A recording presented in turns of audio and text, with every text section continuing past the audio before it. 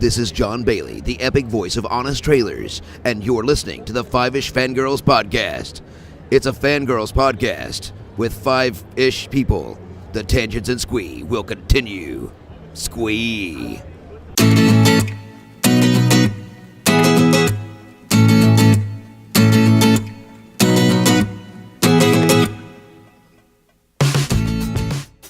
The tangents and squee continue all the way to episode 168 of the Five-ish Fangirls podcast. The Empire, your parents, the Resistance, the Sith, the Jedi. Let the past die. Kill it if you have to. That's the only way to become what you are meant to be. Welcome everyone to this week's episode of the Five-ish Fangirls podcast. So glad you could join us. Let's start off like we do every week. We're on the virtual table and see who joined us this week. This is Brittany in Bethlehem. This is Chrissy in Salt Lake City. This is Holly from Wisconsin via Hoth. Yeah, really. And this is Rachel in Indianapolis, Indiana via Narnia, but not nearly as pretty. Good heavens. Happy New Year. Hello, Blizzard. Yeah. For parts of the country, anyway. Yes. Yeah. We're out here sunbathing out west, apparently. Yeah. And the East is preparing for a bomb, apparently. Yeah. No, everyone out there, please stay warm and safe and all of those things, because, dude. Yeah. Yes. Do what they say. Do not leave unless you absolutely have to. Yes. Leave. Absolutely. Oh, man. And be careful with heat sources. Yeah. Yes. That too. Good portion of the country is just frigid. I was seeing the Elsa meme Yeah. being floated around again. Elsa needs to go away. Cold may not bother her, but it does bother me. Yeah. Yes. I'm with Olaf. So- I'm ready for summer. Stay warm, my friends. Yeah. Stay warm. Lots of warm hugs. Anyway, We have no news this week. it's like people are off on Christmas break or something. I don't get it. So, unless anyone, is, I guess, yeah. So, PopCon tickets are on pre-sale. If anyone wants to go ahead and purchase their tickets for PopCon. They're supposed to start making guest announcements this week, and I keep waiting. And I know what one of them is coming, but I can't say anything because until it gets officially announced, it's not official. So I'm over here like, la la la la la. You make that announcement, hurry up, Carl. You're over there biting your tongue. Yeah. So maybe by the time we record next week, we'll have some official PopCon guest announcements, and I can be like, I knew that months ago. Or just once we're done recording, it will drop. Yeah. Yeah, really. Yeah. Hopefully So not. Yeah. Hopefully. But it's probably a good thing we don't have any news, because we've got quite the topic. Yes. If the internet is to be believed. Just a smidge of a topic. So. Yes. Just a little. So I will preface this by saying I did invite Chauncey to join us because of the two of us. He's the bigger Star Wars fan. However, even after seeing it a second time, because we've seen it twice, his opinion has not changed. If anything, it has been solidified, and the more he thinks about it, the more upset he gets. So he does not want to talk about it anymore. So if anyone does want to hear Chauncey's opinion, I will put in the show notes a link to a podcast done by some friends of ours that he was a guest on a couple of weeks ago called Spark of Madness. So you can, if you really want Chauncey's opinion, you can go listen to their podcast. I didn't know you had an issue. I didn't either. I saw it twice. Yeah. Yeah. I can explain some of his issues. I can see the quibbles though for too. Him. So yeah.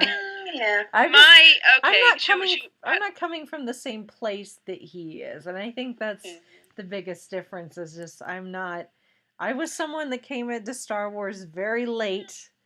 I didn't start. I think I watched some of the original trilogy, like if my brother had it on, it was like, kind of there in the background, but I never really sat down and watched a Star Wars movie until the second in the prequels. The second movie in the prequels.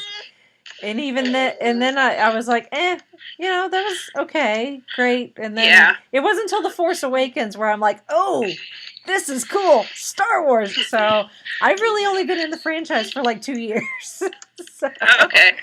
Well, how do we want to do this then? Well, obviously, spoiler alert, but at this point, I think the embargo is done. Yeah. It's been out for almost a month, so...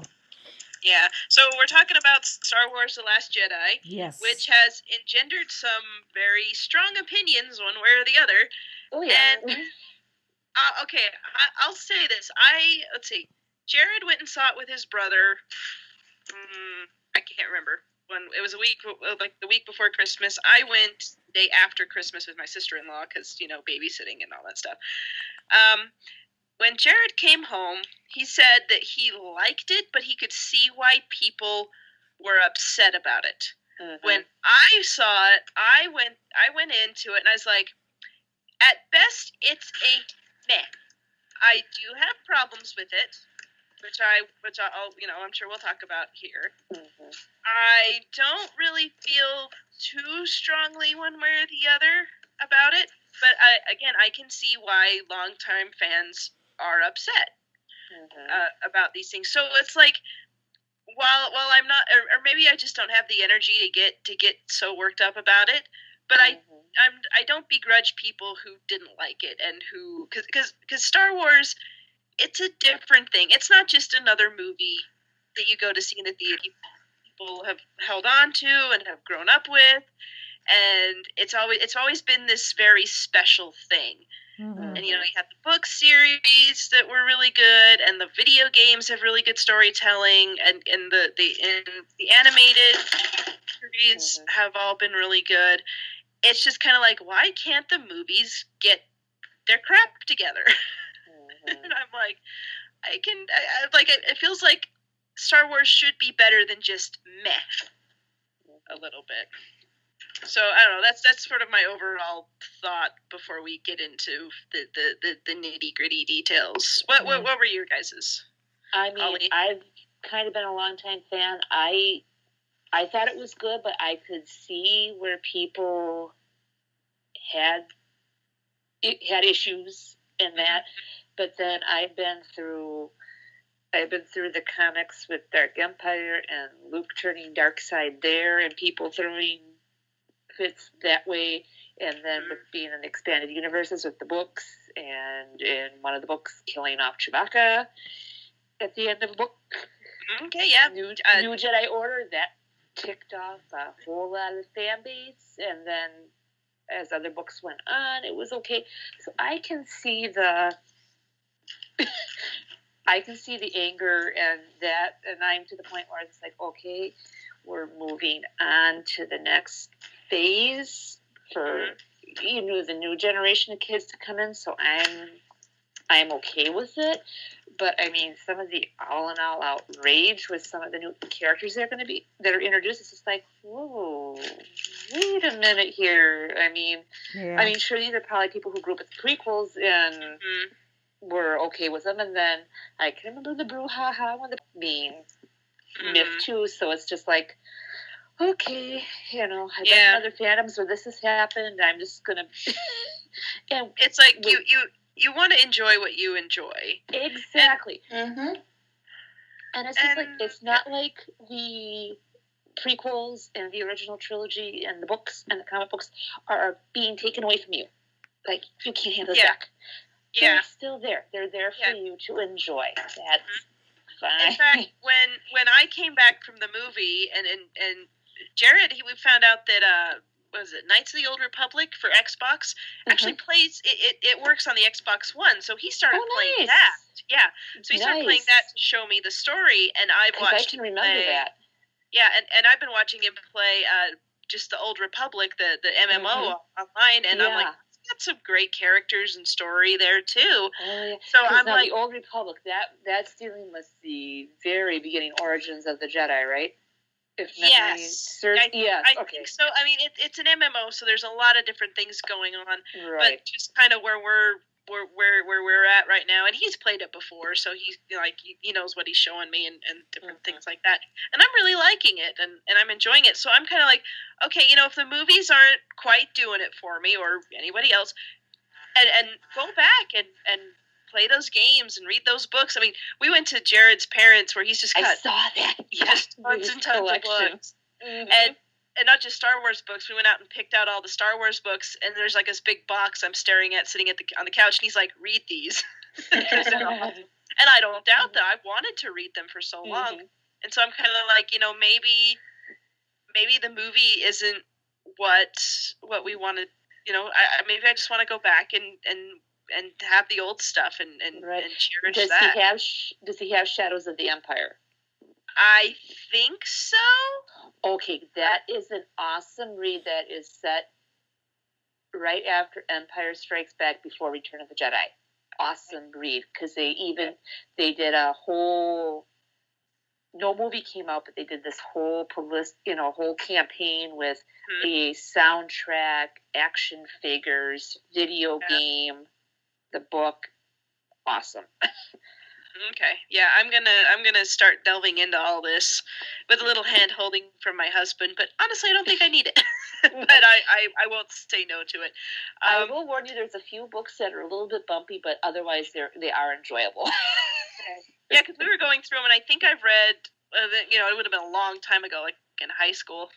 I think I did read Courtship of Princess Leia. I do remember liking that one, although I have heard since then that it's not quite as high up in fans' estimation. I was just like, Courtship, Princess Leia. It's a Han Leia book. Right, and most people don't realize this, but I can remember when I went to the bookstore a few months after I had bought it, and I didn't buy the magazine, but I picked it up. It was like a Starlog or something where they actually interviewed the author, Dave Wolverton.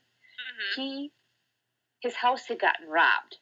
The original manuscript for Courtship of Princess Leia had gotten stolen. Oh, no. Yes, so he had to rewrite. So that book is the rewrite. Oh, This okay. is I did not the know age of word processing. Yes, not too many people know that. Yeah, well, Dave. Well, he goes. His author name is Dave Farland. He's actually local. Okay. He's years ago he ran a creative writing class at Brigham Young University, which now Brandon Sanderson teaches. Funnily enough. Oh, cool. So all these fantasy and sci-fi authors out of Utah, they're pretty much because of David Farland. He kind of got the ball started, so I just had to put that note in there. But yeah, I love him. He's wonderful. But anyway, so Star Wars. Yes. We'll have to save the expanded universe for another podcast. I know. We could probably geek out over that forever. But yes. Yeah. I want to start with the good stuff, the stuff I liked. Yes. We're not going to take the Andre approach, then, is what you're saying? What? We're not going to take the Andre approach and do the bad stuff good. first. The good, the bad, and dirty. Yes. I really liked Luke and Rey. I mean, in Force Awakens, I was a little iffy on Rey just because I was like, "You're really good at everything. Who are you? What's going on? Blah blah blah." I don't want to say the faithful Mary Sue, but I actually I was kind of in that camp of she seems like a Mary Sue and that kind of thing. But I think the stuff of her training with Luke actually went a long way for me to liking her a little bit more and kind of understanding her character, and that she doesn't quite have the control that we think she does. Yeah. I mean, she was nuns.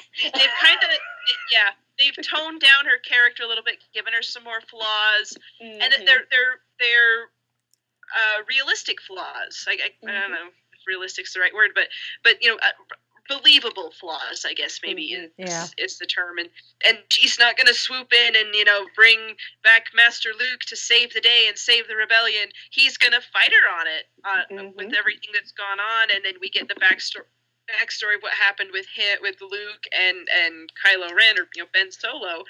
So as much as people are with Luke Skywalker or his characterization, I kind of liked it. Yeah. And I did too. I would have. And that right there is Chauncey's biggest gripe, is the characterization of Luke Skywalker. And I can understand. Yeah. Yeah. But I mean, I can see Luke's side too, where he doesn't want to have a thing to do with it after, nearly taken out his own nephew. If I would have done that, having to explain it and too well.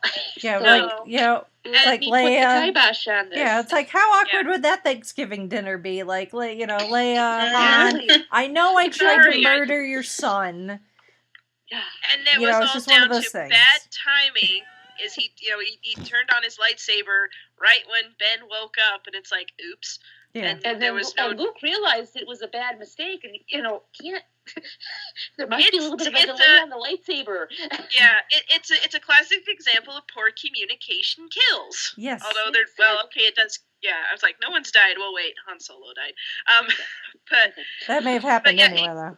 And I think what really kind of was the linchpin in that whole plot point was that Yoda showed up and smacked some sense into Luke, and I was just I love Yoda. You're here to make everything better. I grinned like an idiot through that one. I know. I was the thing with Yoda is, like, obviously the way he speaks is very distinctive, and sometimes you kind of have to put like the words in the order that us humans would understand, to be like, okay, that's what he's saying. But I mean, and then sometimes Yoda, he talks in riddles and doesn't necessarily speak, what you need to what you want to hear. Well, he'll say what you don't want to hear, but a lot of times that's what you need to hear it. Yeah. Oh yeah. And he he didn't say a whole lot, but what he did say was very important. The fact that, fear is one of the biggest teachers that any of us can have. And, yes, Luke, you failed, but you have an opportunity to redeem yourself. So. And then he also talked about, like, you were supposed to, pass on what you learned. Mm-hmm. And by not teaching Rey, it's like, here is a perfect opportunity for you to make up for your mistake, and you're not taking it. And it's kind of like, we're talking about the expanded universe where Luke in the books went and he taught, he started the whole Jedi temple up again, and he had all kinds of students, including, nieces and nephews. And he had a couple of failures too to boot, and that really didn't. Mm-hmm. Yeah, and it's like, okay, yeah, you failed.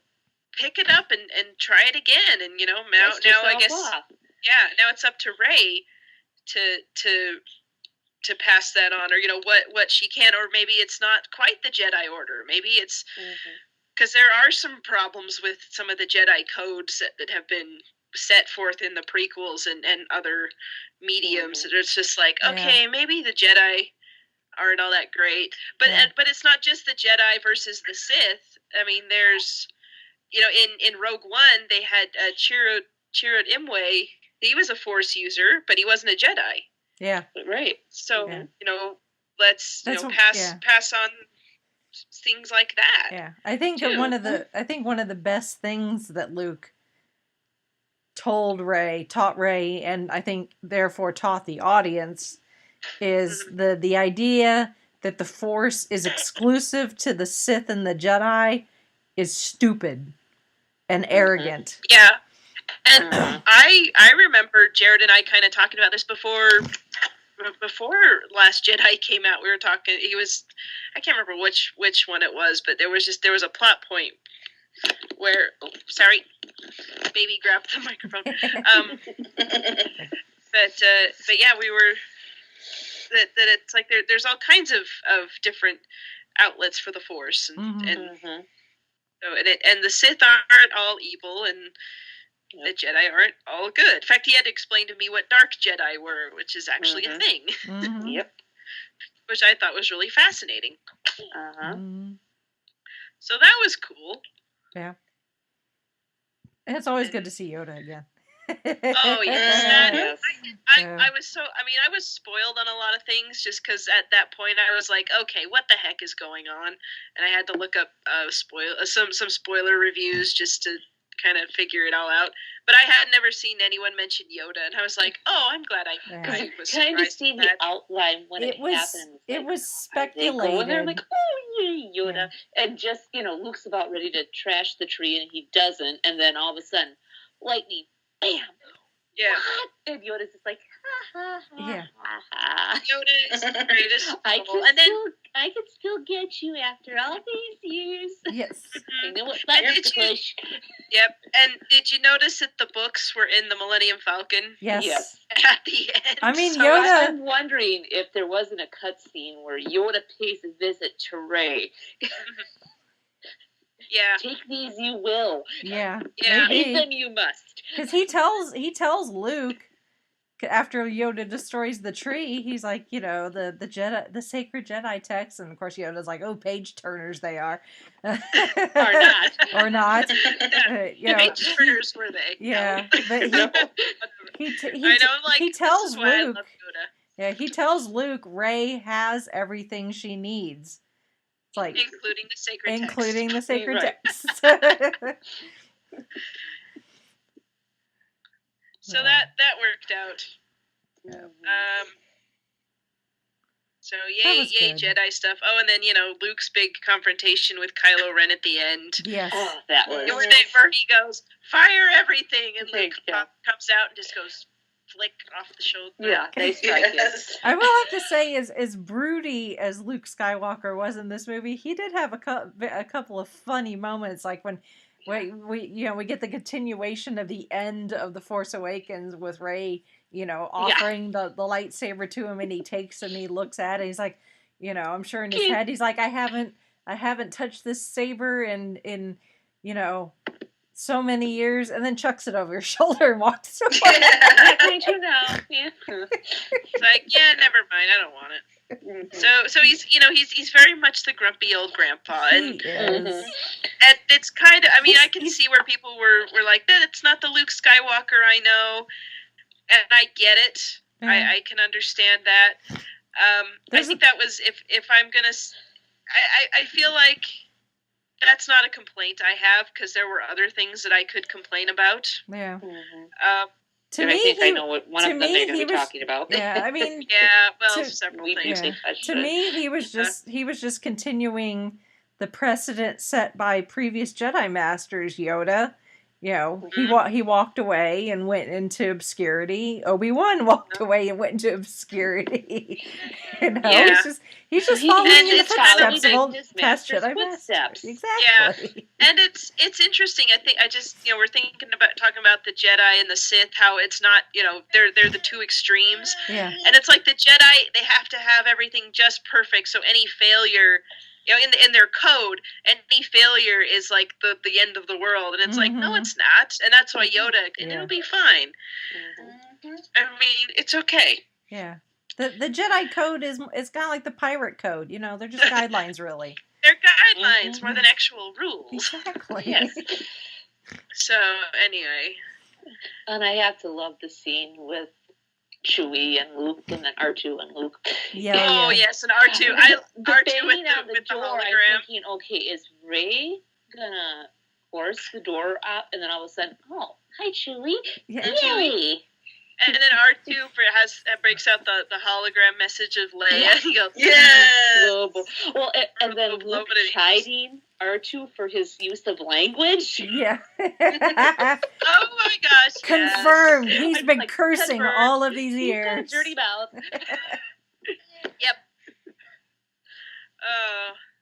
So Language Yeah. R2. language R2. That- Have R2 and Captain America in a movie together. Yes. Uh-huh. Oh man. So there's was I trying- mean there's good, like, the thing is with this movie, this is the middle of another trilogy. So Of course. it's your bridge movie, it's your transition movie.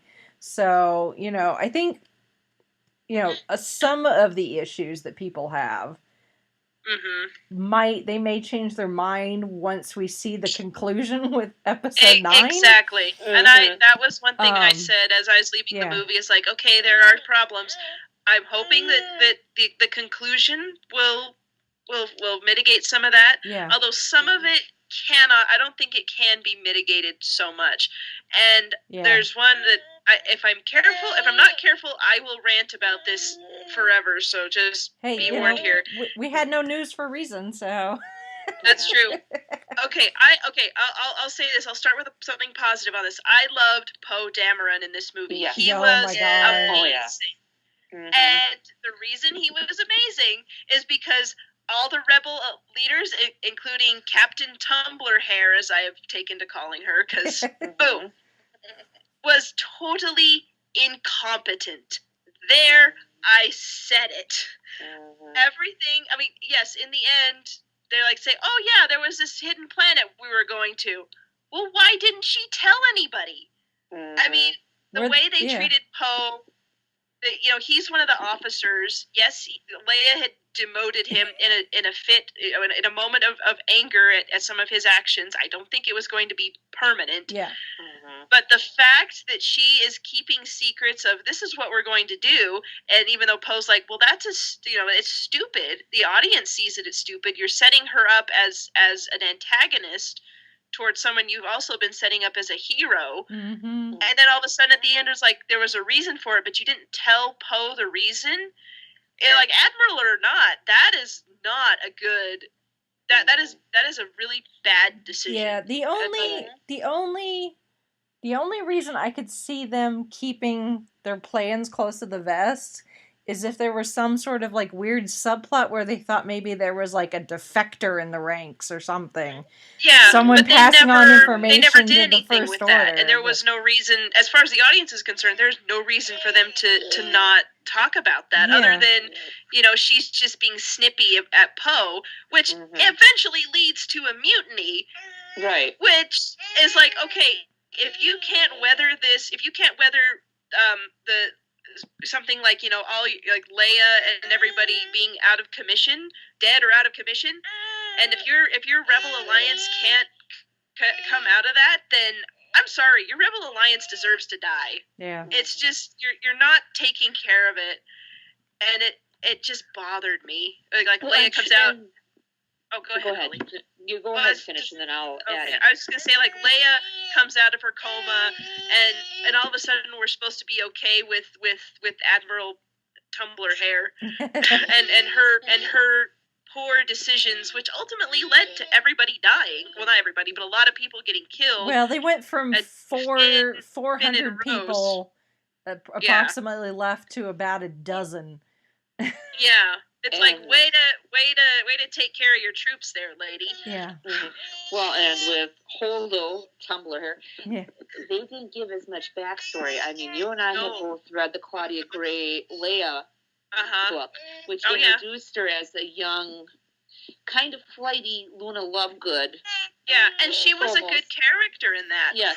But not everybody read the book. And if you're going into a movie having to have read a book prior to understand this one character that's important, your movie did not do a good job. Right. And there's another did not one do what it's supposed to do. Go ahead. Called Cobalt Squadron, which Holdo had a part of too, with some of the fighting with the gun droppings and doing a little resistance work, which kind of led to the movie.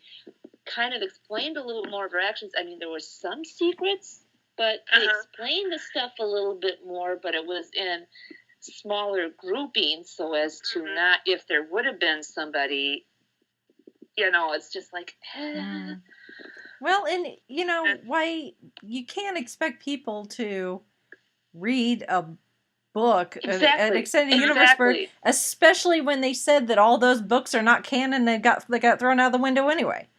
Well, this is considered canon. Oh, well, yeah, this one's tied into. But you're right. This one's tied into the canon now. Right. But it's like not everybody who goes to the movies reads all the books, and you shouldn't.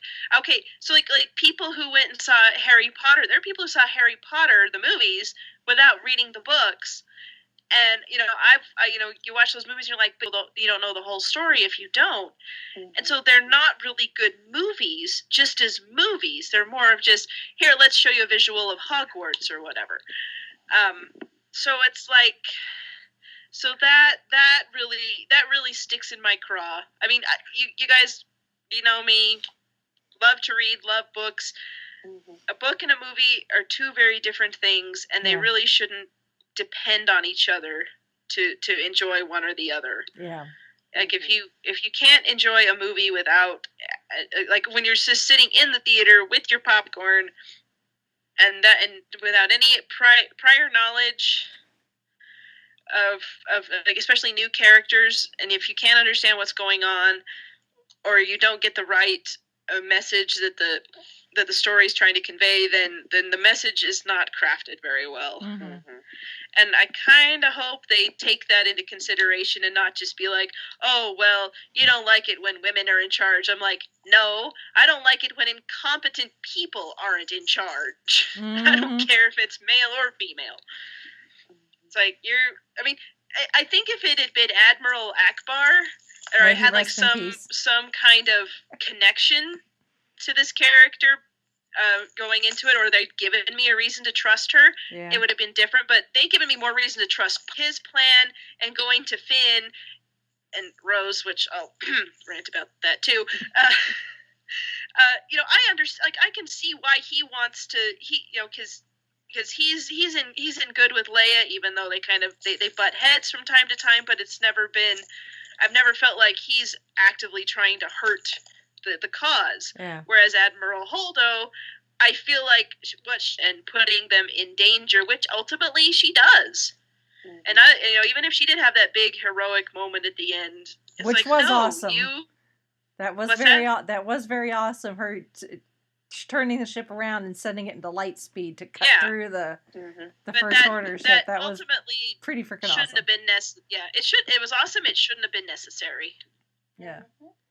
Really, she's kind of part of the reason I really she just bugged me. And then the fact that Leia comes out and like, oh, you're my best friend, and I'm like, wait, what? Yeah, she just got all your people killed, nearly.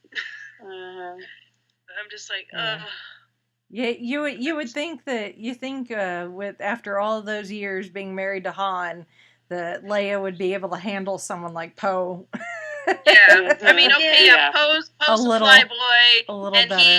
he makes crank calls to General Hugs. Yeah, so good.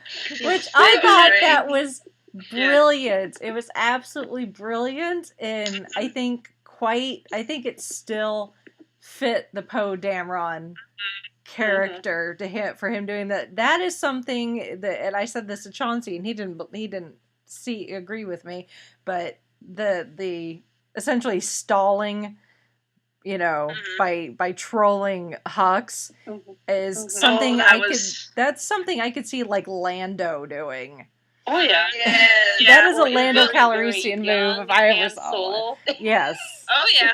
Yeah. Well, and I mentioned Jared saw the movie before I did. That was one of the scenes he had to come home and tell me about. He's like, do you care about spoilers? I'm like, at this point, I don't care. And he's like, and he told me about the General Hugs scene. And I was like, I laughed. And even seeing it in the theater, even though I knew it was coming, I still laughed because it was just glorious. Yeah. Although it's kind of funny because, as it gets along in the conversation, she's like, well, just tell him that General Leia has an important communique for him about his mother. And I'm like, don't talk about Molly Weasley that way. Oh, that's right, because he played, the actor played Bill Weasley. Yep. Oh, yeah. Like, don't bring Mrs. Weasley into this. But no. Sorry, wrong fandom. It might be of the Howl of Variety, not quite sure. Yeah. Anyway. Crossing fandoms. Exactly. British actors, there's 12 of them, so there you go. Yes, and they've all been in Doctor Who and Harry Potter and Star Wars. Well, then after that communication, and then, oh yeah, I'll take the conversation in my quarters. Nope. Dragged across the wall. Oh, no, here's good. Yeah. Yeah, we'll do it now. Yeah, I guess. Yeah, so Poe gets high marks from me. I feel like the movie did kind of try to bring him down a notch, which is a shame because he could totally be the new Han Solo in this trilogy because he's wonderful. I think he's Han. I think he's what you'd get if Han Solo and Lando could have had a child together. Yeah. And then too, if Leia and Holder were trying to teach Poe a lesson, they were kind of going about it a little bit the wrong way. And it's a very bad time to be teaching him a lesson. Yeah. I'm sorry. It's like, get everyone to safety, and then talk, and then teach him a lesson. Go make him mop floors or something. I don't know. Yeah. Something. Speaking of mopping floors. Oh, I don't know how you guys feel about Rose, but I kind of want to punch her in the nose. And I didn't mean for that to rhyme. It's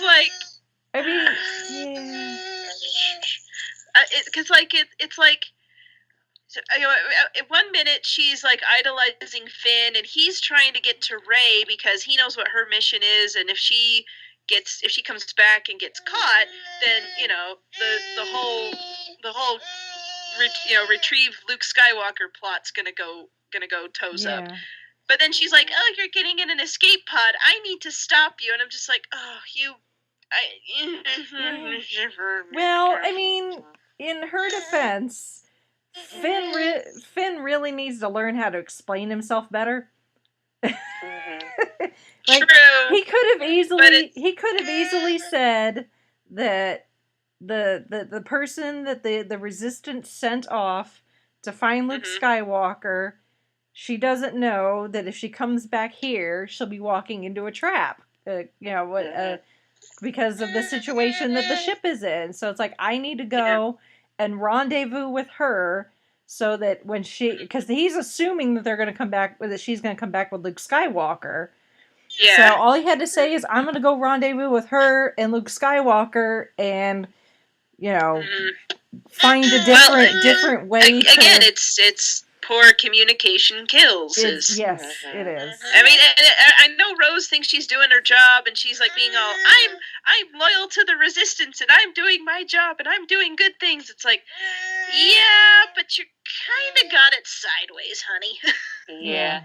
Well, and then too, this is another case of wanting people to read a book before seeing the movie, because Cobalt Squadron came out a little bit ago that dealt with more of Rose's background and that of her sister, with them doing a mission, and then Leia and Holdo asking them to do another mission, which leads to where the opening with her sister getting killed. So another casino planet stuff, and put this information actually in the movie, maybe that would have helped. I don't know. I sound like I'm dogging on a lot of the movie, but like I said, this is about as much emotion as I've been able to muster since I saw the movie a couple weeks ago, or a week ago. I mean, in that very moment, when she confronts Finn and then, zaps him and, essentially puts him on his butt and he can't feel his teeth, I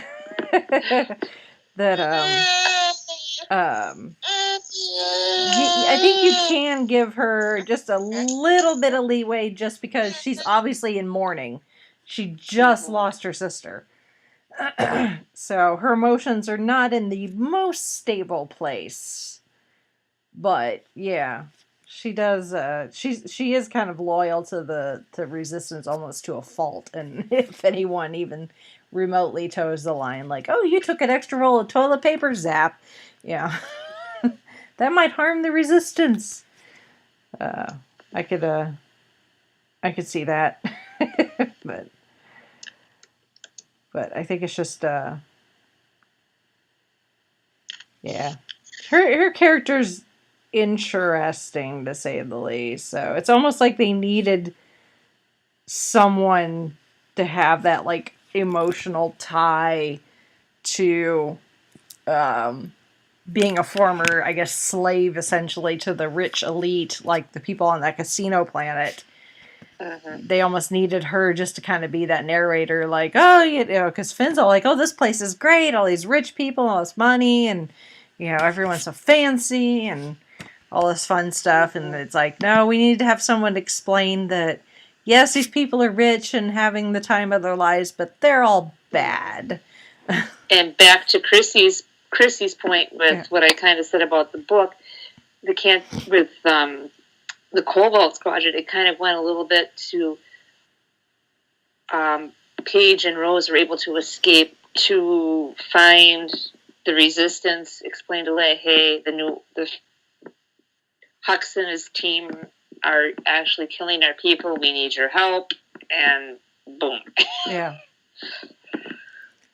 She was almost just a plot device to kind of keep things moving along, and it's like, you know, I can kind of see that, but she could have just stayed a secondary character, and you know, you could have kind of felt for her, you know, being, you know, coming from essentially being a slave. I think her falling for Finn is going a bit far. You know, she's like, that's how we're gonna win, by saving the people we love. I'm like, you guys have known each other for like 24 hours. Also grieving. Yeah. Who knows? Also grieving. You know, I think you're replacing your sister with your new best friend here. I'm not sure this relationship's actually gonna go anywhere.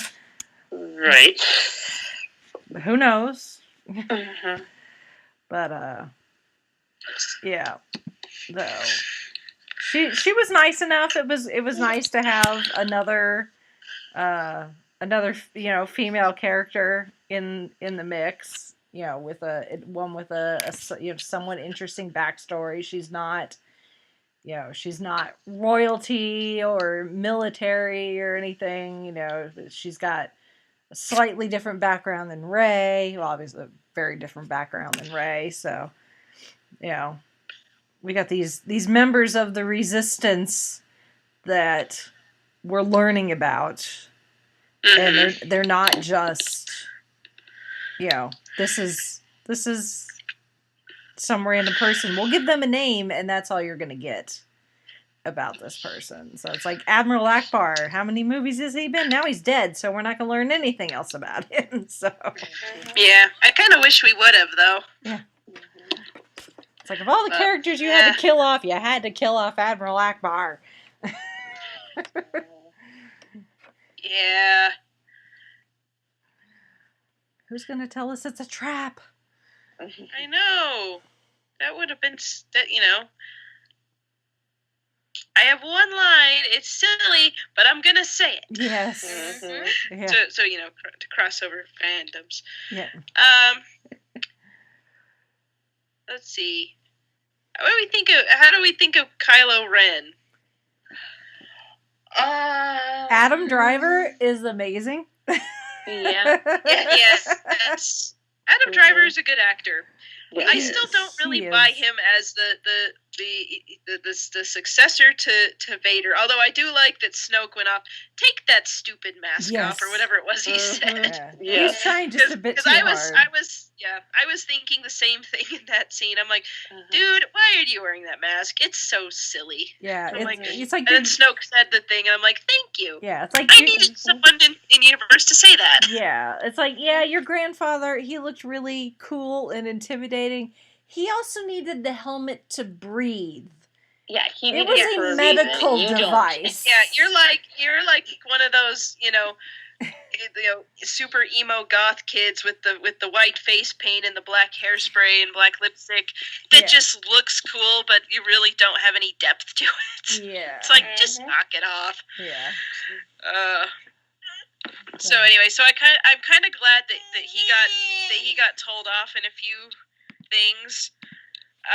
I don't know if he really has it in him to be supreme leader, just because he has, you know, he freaked out over seeing the Millennium Falcon, and he had that whole shoot everything at Luke Skywalker, which, like I said, it was a cool scene, but he's still throwing, you know, still throwing these little temper tantrums.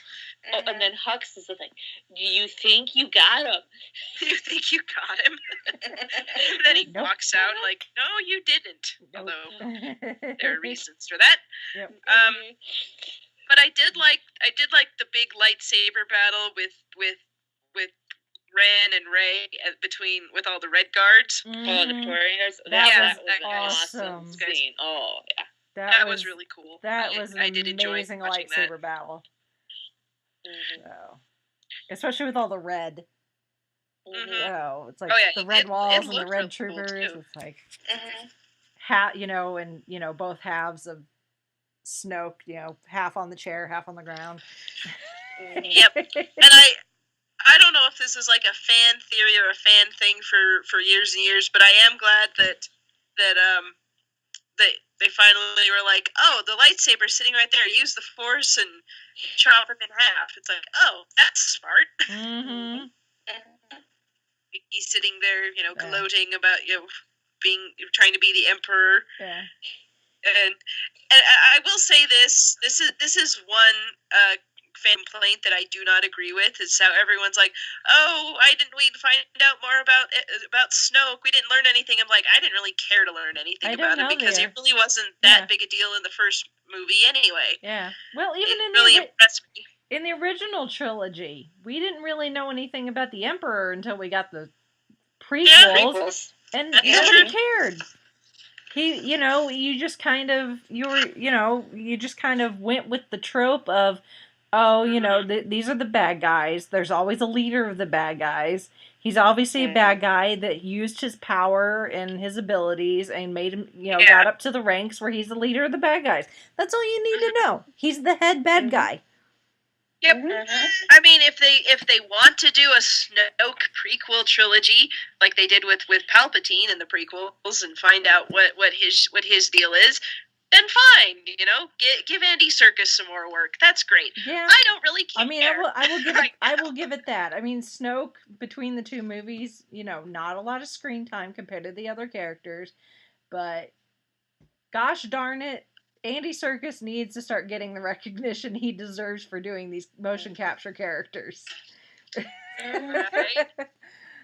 He has gone on too long doing this type of work and not getting the recognition that he deserves. Unfortunately, he tends to do a lot of sci-fi, and as we've established, the major awards do not like to recognize science fiction, but still. This is true. Even though science fiction is basically writing their paychecks right now. Pretty much. Sorry, movie industry. It's true. Pretty much. But anyway, No, Kylo Ren he's an interesting creature, and I have a theory about how things may go in episode 9. Just because, Chauncey and I were talking about, because one of the biggest things with Star Wars is it's so circular and repetitive. We're getting the same storylines with each trilogy. Yeah. It's the good versus the bad. It's the Jedi versus the Sith.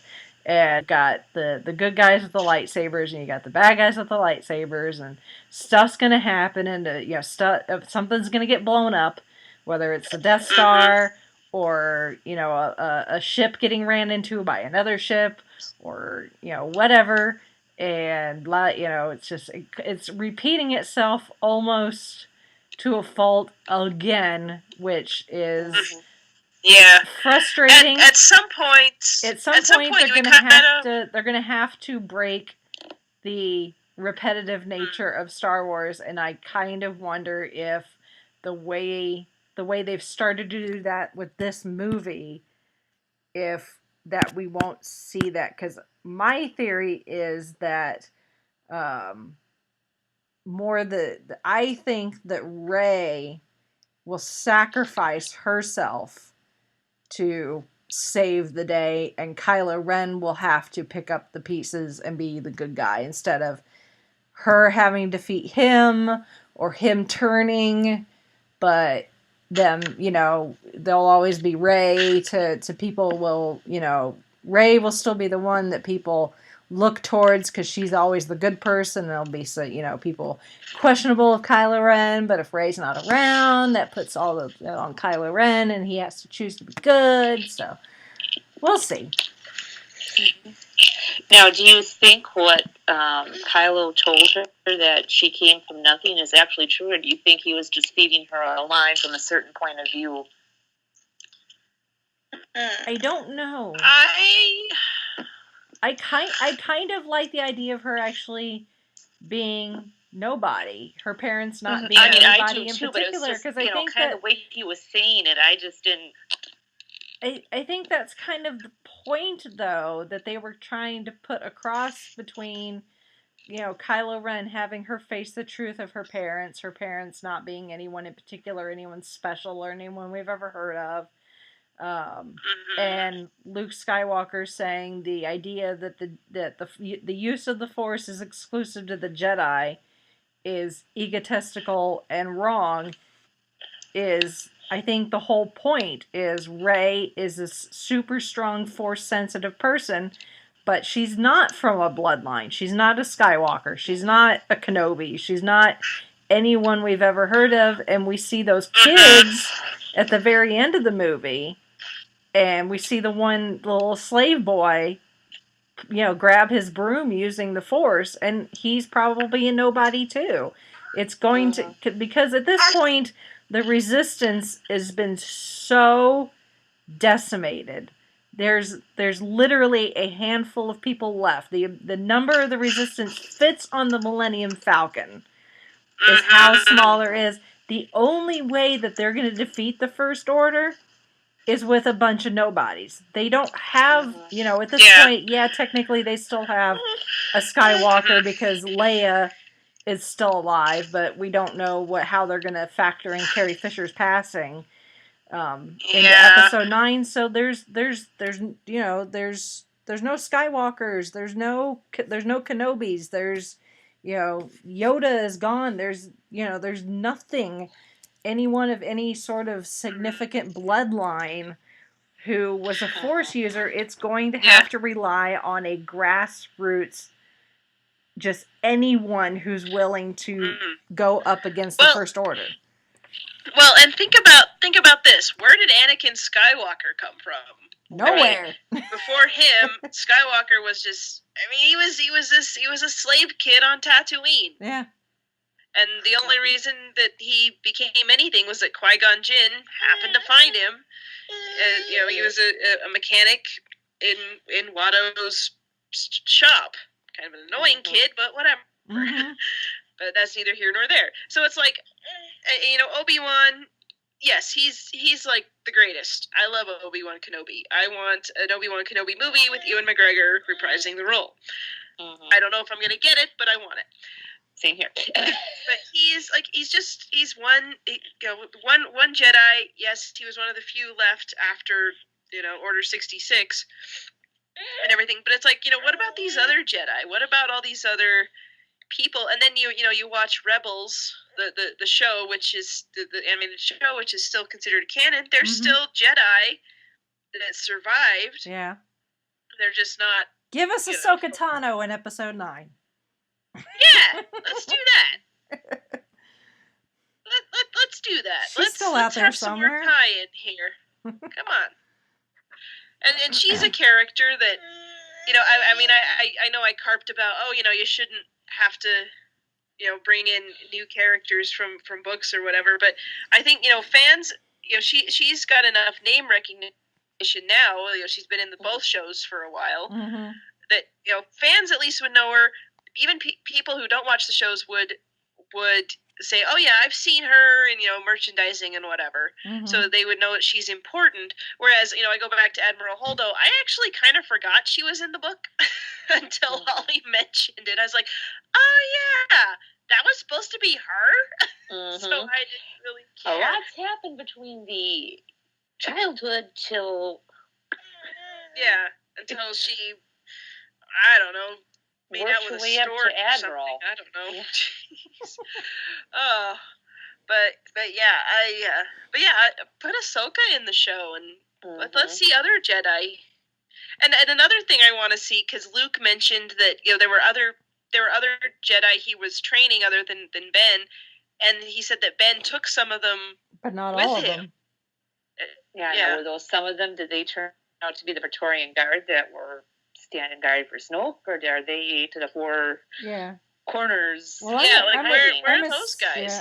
Let's bring those characters in, and I'm assuming that the ones that Kylo Ren took off with, those became the Knights of Ren. Have we really seen them though? No, we haven't. That's the thing. It's just we haven't. It's like let's figure out those, and for Hesma. Methinks she's still alive. She's like the Energizer Bunny. She takes a licking and keeps on ticking. Yeah. I mean, I want her to do something. It was something in these, because they built her up so much, and then it's just kind of like, what? Yeah. It was nice to see a little bit of Gwendolyn Christie, though. Yeah, it's like I can tell. I know who that is. Which I really hope that obviously the movie's been done and filmed with for quite a while, but I really hope once we get the DVD and we get the blooper reel, that I really hope that there is a blooper version of that scene where Finn, he gets knocked down in the hole and thinks that he's gone, and he comes back up on that platform or whatever, and he whacks her in the head, and it causes part of her helmet to break away, and you can see some of her face. I want to see a blooper or an outtake of them doing that, and Finn seeing her face in the hole of that helmet, and I want John Boyega to go, Brienne of Tarth, is that you? Mm-hmm. I want a Game of Thrones reference right there. Mm-hmm. Well, it makes you wonder. They said the movie was originally supposed to be 3 hours long. It makes me wonder what they cut for deleted scenes that hopefully they should be on the Blu-ray. What they were, and if they should have been kept in. Yes. And others taken out. Yeah. Yeah, I do feel like the editing on this was, because there was a point when I was like, is this movie over yet? Because it was pretty long. See, I thought it was paced pretty well. For being 2.5 hours, it did not feel like 2.5 hours. Oh, it did to me. Yeah. but that's me. Yeah. But anyway. So I did like it when BB-8 was controlling that. Was it an AT-AT or an ATST? ATST. I was like, I don't think it was an AT-AT. Whatever it was on the ship. I love BB-8. BB-8 is memories of Chewie on Endor. Yeah. Yes. Walking up to the bunker. Oh, Chewie, get down here. She's wounded. Yeah. Well, and then BB-8, is Poe's basically treating him like his dog. Yes, the way that he sees him. He's rubbing BB's belly. It's like, yep, just like a puppy. Yes, which is perfect, because BB-8 basically is the puppy droid. Yes. He's a precious cinnamon roll, and we don't deserve him. And I have to admit, there was just the right amount of porgs.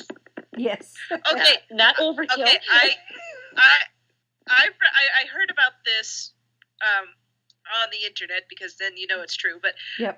where Luke is hiding out, there was like this. It's an endangered bird. Yes. That they were not allowed to touch. Yeah. Or do anything with. So they had to that film island, around it. So the porgs are actually CGI'd in there so they can hide the birds. Yes. That's the only reason the porgs are in the movie. Yeah. And to annoy Chewbacca. But other than that, I did not have a problem with the porgs. Yeah. The porgs were fine. Yeah. Because that island is a historical landmark, so they cannot do anything to it. They cannot build anything. They couldn't tear anything down. They couldn't, touch the rock work. They couldn't touch any of the foliage. They couldn't touch any of the animals on there. So, yeah. So So the porgs are CGI replacement puffins. basically, And yes. it's awesome. So I didn't have a problem with them. Yeah. Of course, I like Ewoks, and Me you too. can fight me on that. I don't care. Call us typical fangirls that we're all excited over the cute cuddly things, but Yep. I like cute, cuddly things. What are you talking about? I do too. That's why I love BB-8. As my child smiles up at me and grabs the microphone again.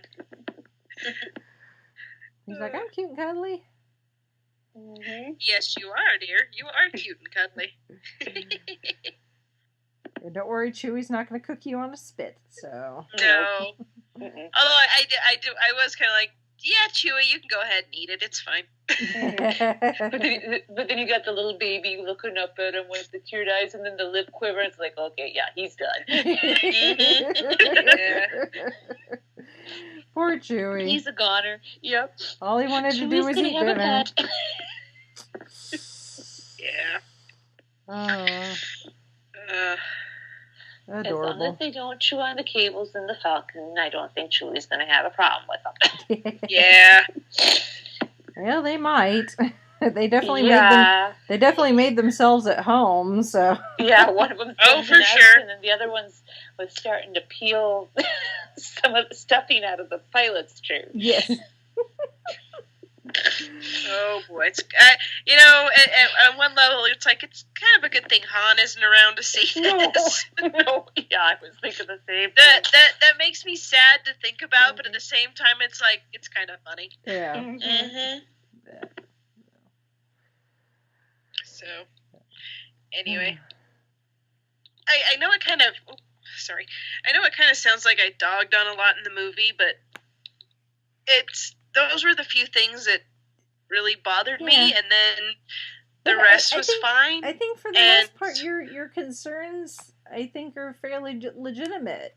So, and I think some of the more extreme case, complaints, I think some of them have some legitimacy. I'll have to make sure to link it in the show notes. There was an article that I shared in our chat after seeing it, and I shared it with Chauncey too. And the guy that wrote it, I was reading this article, and I wasn't necessarily agreeing with what he was saying just because I'm not coming from the same place.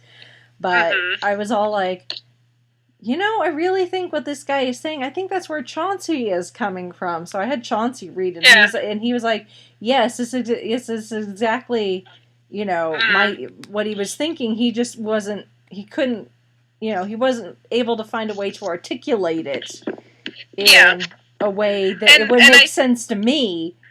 And, once he read that and he was like, yes, that's what I'm thinking. I'm like, okay, well, I understand that, and I understand where you're coming from. I still don't agree, but I understand where you're coming from better now. And therefore, I better, understand your complaints and your issues. So. And really, I think that's kind of a good place to be. Is don't just dismiss all these complaints as angry fanboys, and you're just upset about everything. It's you've got a point, and I see where you're coming from, and whether I agree or not, that's a different issue. But yeah, a lot of people are just feeling like this isn't Star Wars for me anymore, and I feel for them. I feel bad for them that this is what it's come to, and I mean, I kind of wish I could do something to help, but I mean, unfortunately, I am not part of Lucasfilm, and I have no control over it. And I just most I can say is go back and enjoy what you do have. And maybe you don't like the rest. Maybe you don't go see the next movie, or you don't get into the hype. And I mean that might be kind of cruel to say, or short-sighted, or I don't know. But I'm like, I don't know what else to tell you, quite honestly, because Disney owns it now, and they're going to do what they're going to do with it. Yeah. But the good news is there is that expanded universe, and you do still, the books are still available, even if they're not. I mean, you I'm sure you can find them online or borrow them or whatever. Because they still haven't gone off of publication. They're still they're available in ebook format. Mm-hmm. So there's play the video games. Like I said, Jared's been playing these older ones and showing me, and I'm like, wow, yeah, I can see why people would be upset that you throw out this whole canon of stuff that you've grown to love. And, maybe you kind of wish that they would have incorporated it more into the movies. Mm-hmm. I mean, maybe it's not exactly that, but, Well, and just the wealth of characters that they had they could have dived into and from. I mean, I can see, yes, wanting to create their own, but let's still pull and show some love to some of those. I mean, these are the things that these are things that kept Star Wars going. It kept it alive. Exactly. Yeah. In similar ways that, with Doctor Who, we're all Doctor Who fans, and we know very well the Wilderness Years and how the books and the audios and the comics kept things alive when the show was just gone and there was no hope of it coming back for a really long time. So I don't know, I see it. I understand, and I might not have those as strong of feelings, but I'm like, yeah, I get it. I understand where you're coming from, and it kind of stinks that this isn't the Star Wars that you grew up with. I mean, kudos to Disney for saying, hey, we are going to take Grand Admiral Thrawn and make him canon. Because I can remember when that first book came out in 1991. I can vividly remember it was 4th of July weekend. My parents and I, we had to stop at one of the local stores to buy something, and we just happened to be moseying down the book aisle, and my dad lands in front of a book display, and he's just like, Holly, look, it was the hardcover Heir to the Empire first book by Timothy Zahn. And I was like, oh, that's cool. I'm thinking, I'll save up, get it later. My dad reached over, picked it up, put it in the cart, and I'm just like, what? He's like, yep. Like, that's for you. Yeah. I mean, that was amazing, because back then, hardcovers weren't as expensive as they were, now. But I mean, that was the big. Well, it was still the big thing.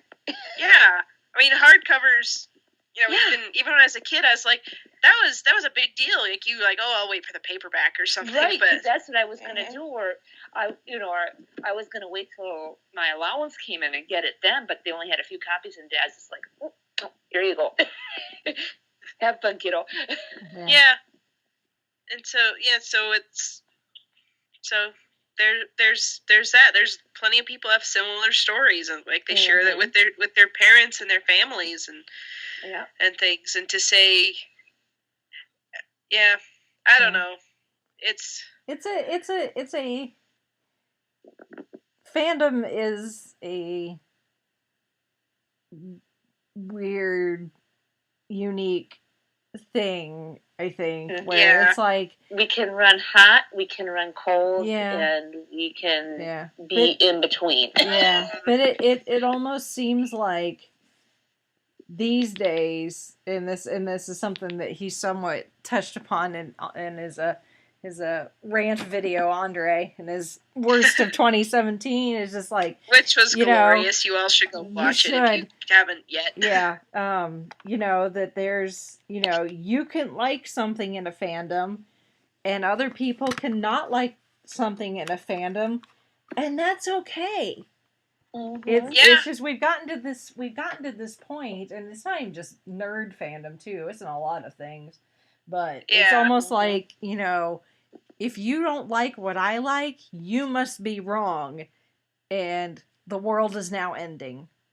And it's not that serious, people. It's just a movie.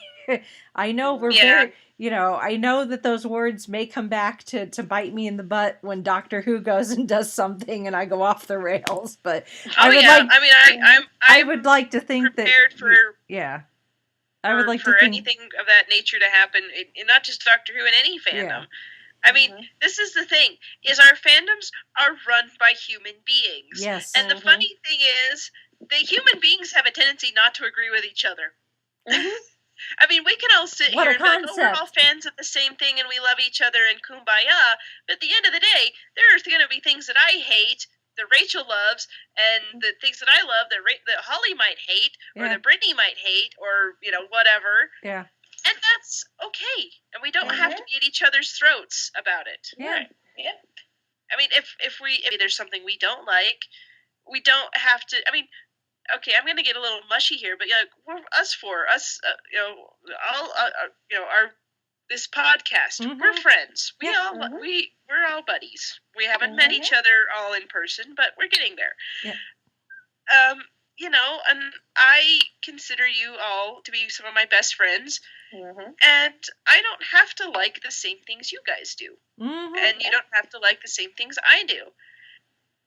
And we've had disagreements on this podcast before, and sometimes I've even been nervous about, I don't really want to say that I didn't like this thing because I don't want people to jump down my throat. But then I find out that other people feel the same way.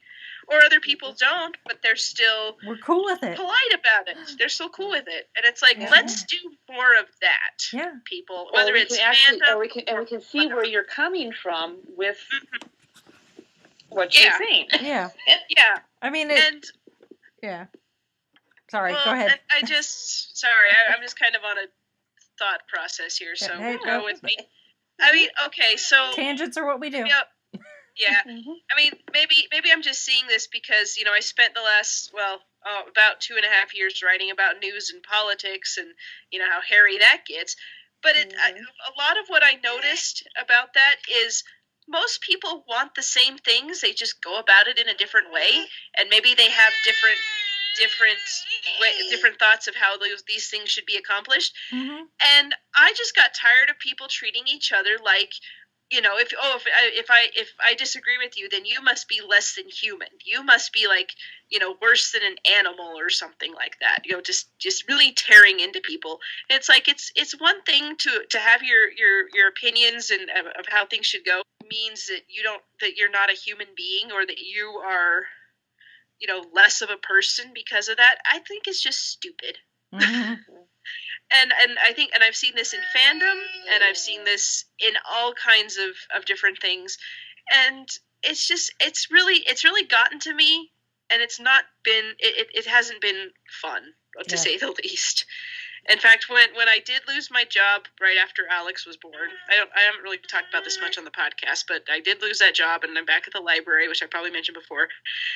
And I had the opportunity to write for a different website, same kind of subject material, and I would have, made a lot of good money. And I was just like, no, I don't want to do this, because it's just, it's affected me negatively, emotionally, mentally, even physically in some ways. And I can't live like that. And saying, oh, how dare they? They're the worst of the worst, and if you like it, you're terrible too. I'm just like, guys, it's just a movie. Mhm. Relax. Mm-hmm. Yep. And I want, and I want to say the same sort of thing about, news and politics and all that other same stuff, but I won't go too much into that because that's a hot button issue. Yeah. But I don't know. I just Yeah. feel like a lot of the things that we get so worked up about are the things that we should be using to get away from all that negativity and badness and grossness and whatever else you want to call it. But I don't know. I may be in the minority there. We may get some hate mail because of this. So direct it all at me. Don't No. toss it at the girls, at the other ladies here, because No. I'm the one that's going off about all these No. high deep subjects or whatever. I don't know. No. I I'm off my soapbox. yeah, agree with you. I mean, I don't want anyone to think that, that I'm trying to like belittle their feelings by saying it's just a movie, because, I totally understand taking ownership and feeling like you own a part of your fandom. I feel that way about some of my fandoms too. There are times where, it's like Doctor Who is part of my soul. I totally get that. Oh yeah, but and I'm not belittling that either. Yeah. Too. It's just yeah, sometimes it does go too far. yes, but And there's people can kind of tell. there's passionate fans, and then there's the extreme end of the spectrum, and those are the people that yes. we're talking about, the ones Yes. that their sheer passion for the fandom, whether it's positive or negative, is just, it's so overwhelming that it takes the joy out of everyone else's who's just trying to enjoy the fandom. Where, Yeah. And like I've gotten to the point where, I mean, I don't really go on fan sites very much anymore, just because I feel like it's really just gotten too, I hate using the word toxic because it gets overused, but that's really kind of how I feel about it. Is if you can't be a real critic, quote unquote, if you're not tearing it down. Yeah. But then again, people have legitimate complaints. Like, I mean, I have complaints about Star Wars. Like, I mean, I complained about it too, but I also, there were good things about it. And so, I don't know. And I'm like you. I don't want to belittle anybody's disappointment with this movie or anything else, because I'm like, I can see why. I can definitely see why. And I do feel sorry for them, just because of all this has happened. At the same time, I'm like, it's gonna be okay. Yeah. I guess maybe that's what I want to say. Is like, guys, it's going to be okay. Yeah. Here, come bring it in for a group hug, or let's go get ice cream or something. I don't know. Yeah. I want everyone to be happy, okay? Yeah. Sunshine and rainbows. Yeah. I want to take the Nick Fury approach from the the Avengers. It's like unless the world ends, we're gonna continue. We're gonna act like it's gonna continue on. Spinning. Yeah. Yes. Stupid decisions or no? Yeah. Yes. At first I thought you were going to talk about it being a stupid decision, and I've elected to ignore it. I'm like, what does that have to do with? Oh, right. The world. Yeah. Is the world ended? I like that one too. No. Look out the window. Is the world ended? No. Okay then. We're gonna assume We'll that fine. it's gonna continue on. So Look at your book. Hey, go read it. Yep. And there'll be remember more the good coming stuff. down the line. For better or worse, there's more coming down the line. We're gonna get the Han Solo origin movie later this year, and then we'll get episode 9 next year, and maybe those questions will be answered, maybe not. Hopefully, depending on what articles you read. Yeah. Some of the people over at Disney/Lucas care about what people have to say, and some don't. Depends on who you ask.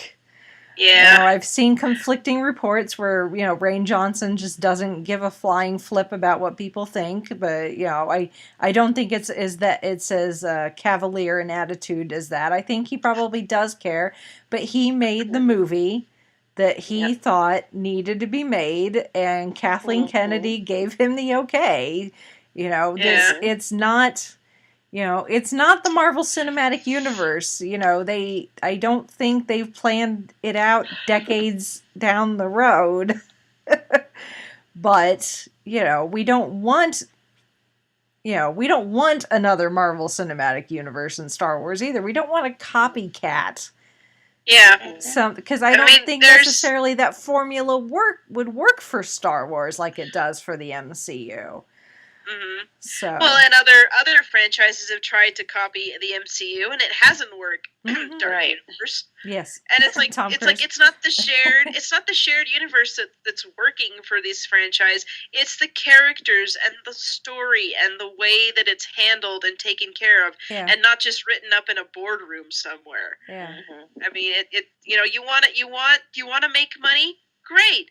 Make things that people want to see, right, and that connect with people on on a personal level. Yeah. Like, okay, we'll go back to Star Wars. I mean, there's a reason that the romance between Han and Leia worked, and the romance between Anakin and Padme kind of didn't. Yeah. Is that Carrie Fisher and Harrison Ford had great chemistry together, and the others it wasn't a traditional romance either. No. You get to the prequels, and George Lucas is trying to write, this flowery romance, and he's love not story, very good at and it. he's not good at it. So no, the romance he should between have Han turned and it over Leia, to someone who knows how to write romance dialogue Yeah. or whatever.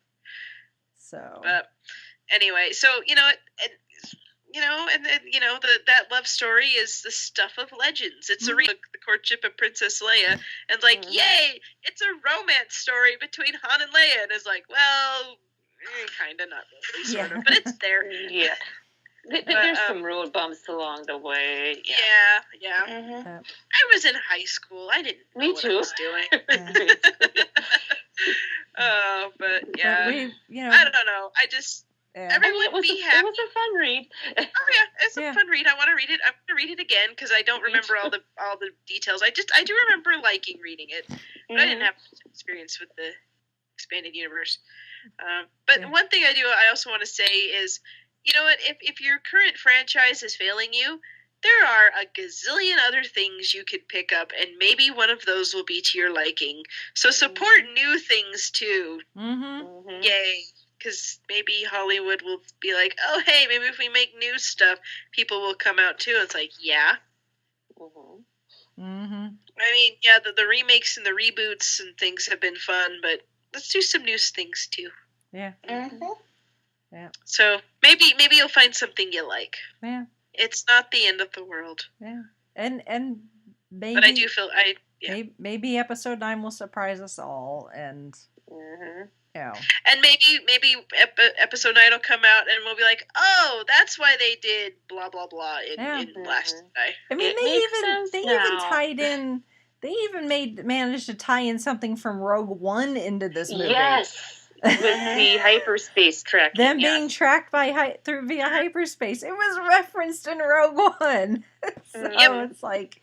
So there you go. You know, things...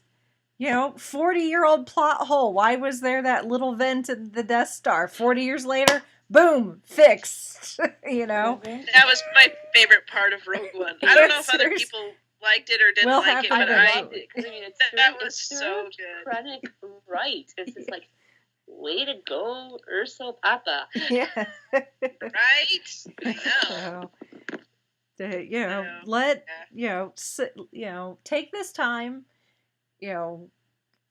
say your piece, I guess, if you feel like you need to.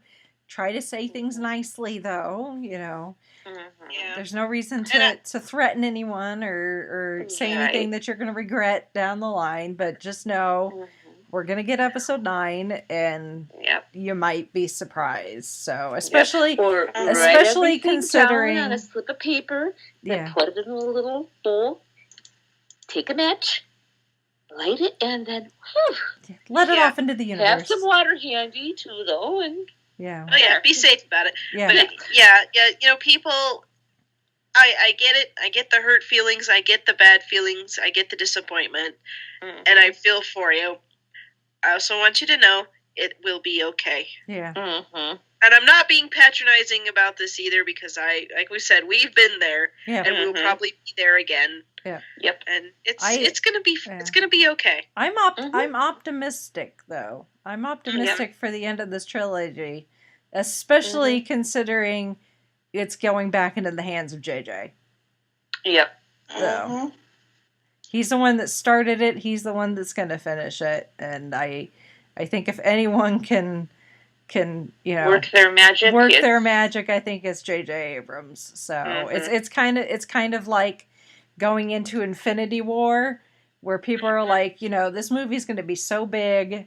It's 2 movies is what it is, because it's so big. Yeah. There's so many characters. There's so many, different threads that are finally getting pieced, getting tied together from 10 years of Marvel movies. And and it would have been it's a big job, regardless of whoever they would have put in charge. But they gave it to the Russo brothers, the same people that gave us, Civil War, so it's like, it's in good hands. So. Although I will say this, I do know people who weren't thrilled with JJ anyway, but you know what? Maybe he'll surprise you, so we'll leave it at that. Yep.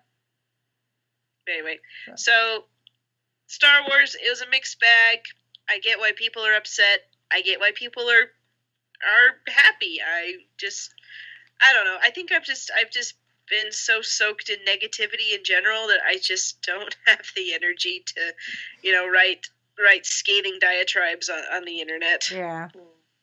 It's like, Yeah. that's all. Yeah. Anyway. Anything else, you guys? Yeah. What about, I love the Luke and Leia reunion scene. Yes. Oh, I want to Yeah, I guess that. we should we would be remiss if we don't touch on Carrie Fisher's final performance as Princess Leia. Oh, yes. So, But which I is loved her. said. Wipe that nervous look off your face to 3PO. Yeah, really. So, Perfect. yeah. Yes. Oh, and I kind of want Billie Lourd to come back and just be like maybe not be a background character, but maybe have her character be somebody. Yeah. Mm-hmm. Yeah. I don't know. It just kind of, she didn't have any lines that I can remember, but it just kind of made me happy that she was in it. And she did have a couple take charge, with trying to get she's people off the one that planet. covered for Finn and Rose when they took off. Right. So. Okay, yeah. Yeah. So she'd have a few, but it wasn't like she was a full-on character. I'm like, let's make her do something, because that would be kind of cool. Yeah. And then I did hear, but I didn't look for it because I didn't hear it till later that Carrie Fisher's dog Gary was he's in got the movie. he's got a cameo in the casino. Oh, okay. cool. Yes. Yeah, I was. So Gary's in I it. forgot to look for it. Yeah. And I actually I looked for him the second time, but I think it just went by so quickly that I missed him even after seeing a screenshot and knowing what to look for. I still missed him because I think it's really, really quick. So, but yes. Yeah, I can't Gary imagine. Does have I don't imagine cameo. he's actually a movie dog, but No, he's being like held by someone at one of the gaming tables. Oh, okay. Oh, okay. Yeah. So it's one of those blink and you miss them. So, but yeah, I mean, even with the fact that Princess Leia was in a coma for a good chunk of the movie, what screen time Carrie Fisher does have, I mean, she always, as Princess Leia, always just commanded the attention of everybody, and her just, she just doesn't put up with anyone's crap at all. Yeah. Yeah. So, Although I don't think she was permanently going to demote Poe. I think that was just no. In the moment, I'm really mad at you thing. Yeah. But later I will. A temporary demotion. Yeah. Which he can always. I'm not going to tell you. Yeah. Which in universe she's still alive, so they can promote him, put him back into his former title, former possession. Yeah. And, so I mean, and I'm sure they'll handle Carrie's passing well in universe. I'm just curious how they're going to do that. Yeah. We'll find out. It's hard to say if they're going to do a time jump. Well, and then too, before they're going to evacuate and follow the Vulpine out of Crate, Poe's is like, well, let's follow. And then she's just like, what are you waiting for me? What are you waiting for me? Standing around for me for? Yeah. Yeah. So you kind of knew that Poe and Leia were kind of back to mending the fence, so to speak. Yeah. Permission to fly an X-wing and blow stuff up. Yeah, exactly. Permission granted. Yeah. Yeah. And then I was like, yes, this is where things need to be. Yeah. So, but it's sad at the same time knowing that she's, she's and not I had going to to be chuckle the at when next she, one. Leia's like, yeah, I know, I changed my hair. And yeah. It's like, don't not say what it. I was going for. I changed my hair. Yeah, nice hairstyle. Those two together. Mm-hmm. Yes. So it's bittersweet to see that first time she shows up on the screen. When I first saw it, I'm like, like, there she is. Oh, this is it, isn't it? Yeah. Exactly. So. Well, and just how many times they had her tempting death, I'm just like, okay, is this where they're writing her off? So it was nice to see her all the way through to the end, sitting with Rey on the Falcon. Yeah. Mm-hmm. Yeah. Well, the plan was that Leia was supposed to have a quite a large role in Episode 9.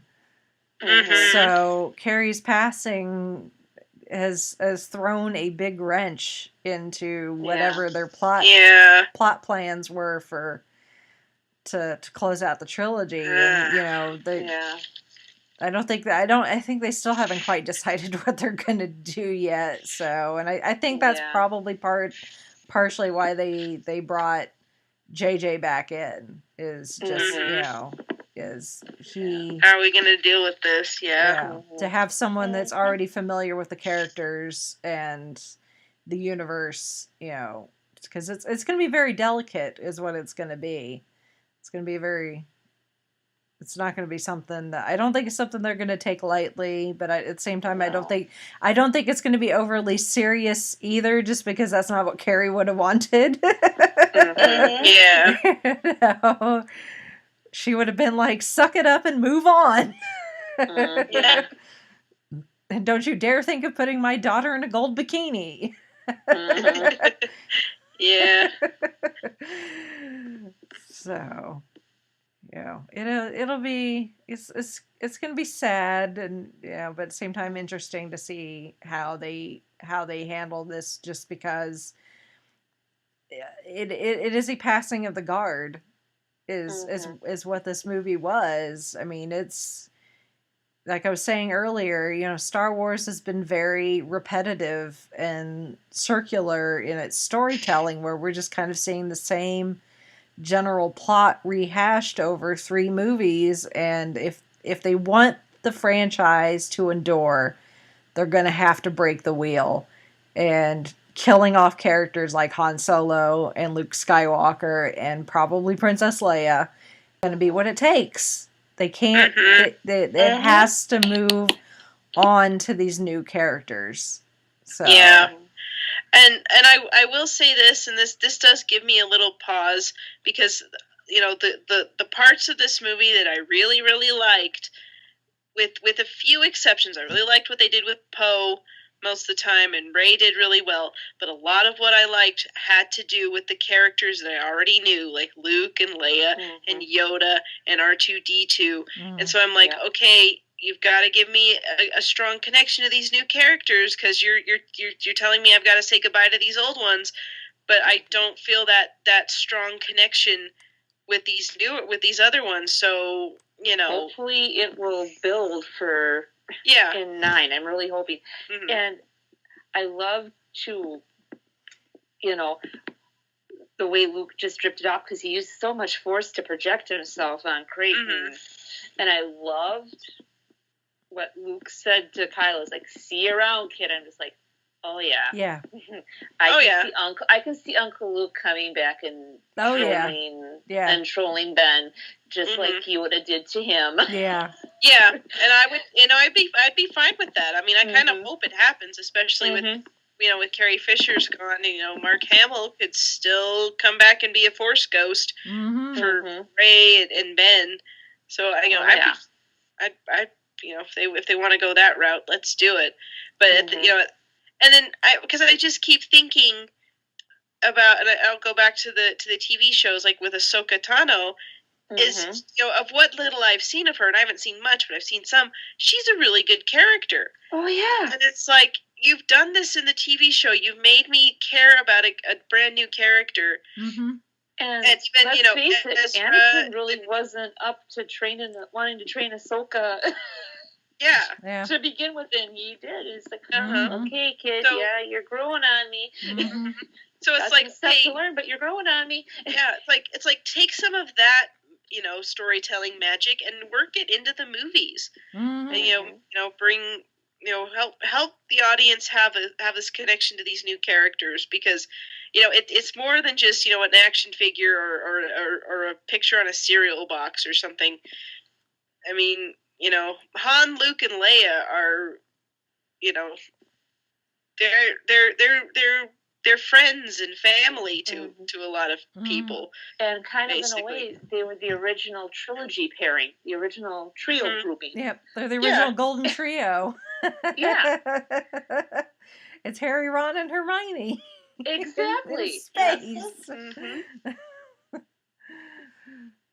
It'll be interesting. So, because I mean, there's still opportunities for, because Luke said, "See you around, kid." He didn't say goodbye or anything, So they left it open for him to come back. They could always bring Yoda back again, as long as we've got Frank Oz to do the puppeteering Or work. here's hoping maybe Ewan McGregor as a young Obi-Wan Kenobi ghost. Yeah, I mean, yes. more I than guess, yeah. Qui-Gon Jinn. Yeah. Yeah, I'd love to see Qui-Gon come back. Yeah, I mean, Lando is probably still out there puttering around. Billy D. Williams, I'm sure, could use a paycheck. Yeah, and I'm wondering, who was the actual cold cutter that they were supposed to see? Was it supposed to be Lando? Yeah. And they wound up with BJ? Who knows? Yeah. So. Yeah. Yeah. There's opportunities for them to still bring in recognizable faces every now and then, just to not have it be like, let's completely forget the past, because you can't do that. You can't completely, You that still need to have nods here and there to what brought you to where you are. Yeah. That's true. And maybe bring in Ahsoka Tano. I think that would be awesome. Did you see Ahsoka Tano cool. and Rey teaming up together? That would be awesome. That would be cool. Let's do it. As long as they haven't killed her off in the TV show. I don't think they did. Okay, I don't know. I haven't gotten that far yet. Yeah, so if she's still alive in universe, then come on, bring it on. I'm sure she can be translated into live action. So heck, they go Katano. So do it. Do it. So, pun slightly intended. The sky's the limit. There's a big universe for them to work with, and so I think it'll be okay. It's gonna be okay. As long as we got BB-8. Yep. Yeah, BB-8's going to stick around for quite some time, I am certain. He's adorable. Yes. Well, the little repair droid that could. Yep. And it was so weird seeing the evil BB-8 versions for the first order. It's like, wait, they took something cute. Showdown. I know. It's like, you take something cute and make it look mean and menacing. Good job, Star Wars. It's just a BB unit. He's not BB-8. It's BB. Was it BB-9E? Yeah. So. BB evil. Yeah. Yeah. Well, or as some of the cast and crew, BB hate. Yes. Emo BB-8. Yeah. Oh, goodness. But yeah, that was funny.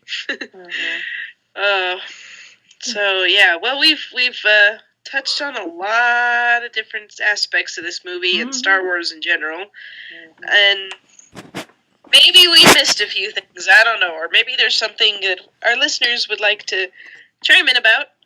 And if you would, dear listeners, you can send us feedback through our email, which is 5ishfangirls@gmail.com.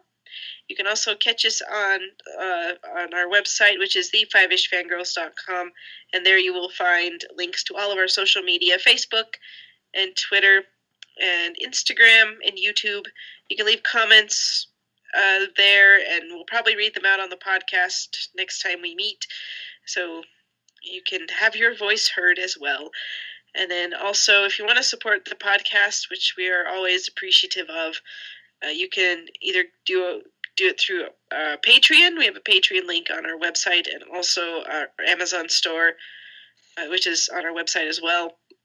And those are good ways to support the show.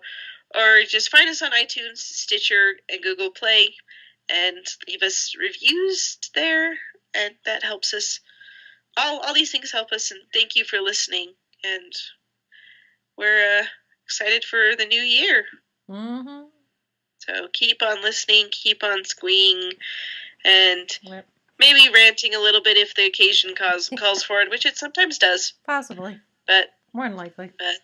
More than likely. We've got a whole year of fandom ahead of us, so. We do indeed. So, So. and anything else we've talked about that you want to chime in on, that you think we've missed something, or you just want to talk about it, email us and we'll talk about it in feedback. Yep.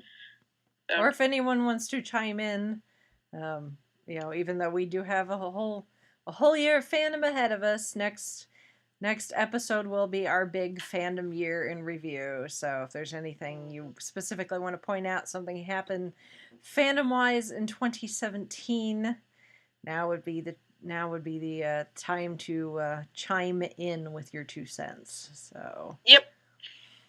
So.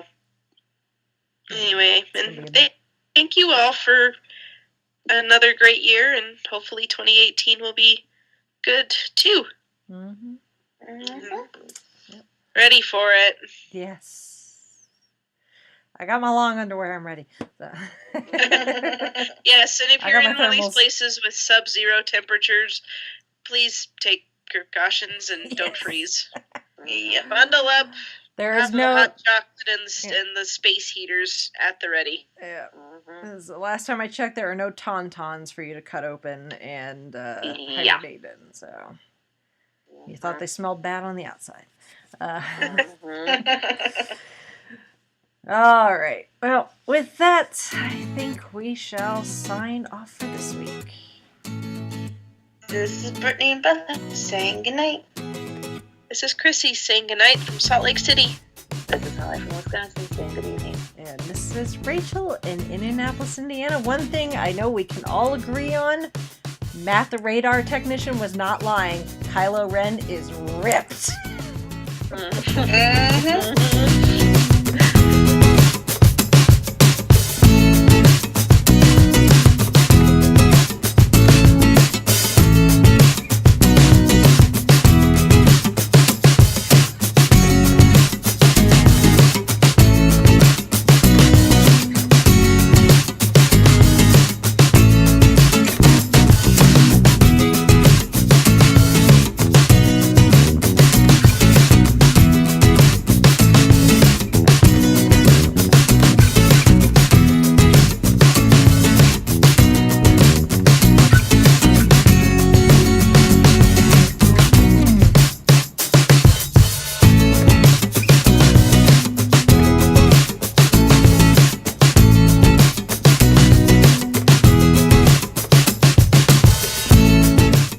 You have been listening to the Five-ish Fangirls podcast.